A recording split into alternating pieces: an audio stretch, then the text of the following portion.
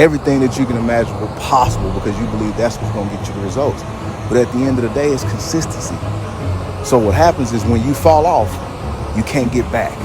You never built those foundational principles that you needed to acquire to be able to maintain your success.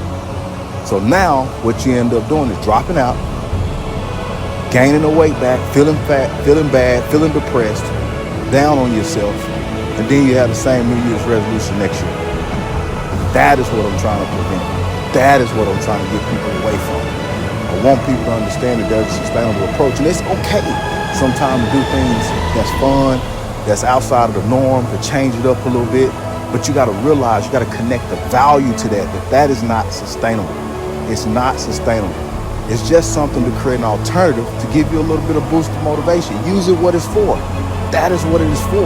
But outside of that, what happens? If you get outside of that and you don't have the foundational principles to get back home to where you can do things that are sustainable, then you fall out. You're lost, right? Just like when you go to a brand new city and you start traveling around the roads and you get lost. You don't know where you're going. You can't get back to the hotel where you were before. So guess what? You got to put on the compass, right? You got to put on your Google Maps and you got to find your way back, right? It's the same thing. When you're doing that in fitness, you gotta have the Google Maps at hand. You gotta have your reference point at hand so you can be able to get back. If you ain't got your Google Maps, what happened in the city? You lost. You gotta ask for directions. Nobody fucking asking about directions no more. People don't do that. People are not just doing that these days, right? We got too much technology out here, right? So you end up being that person that has to do that, right? They're like, this son girl asking me about directions. You ain't got no phone. You ain't got Google Maps. It's the same with fitness. Think about it.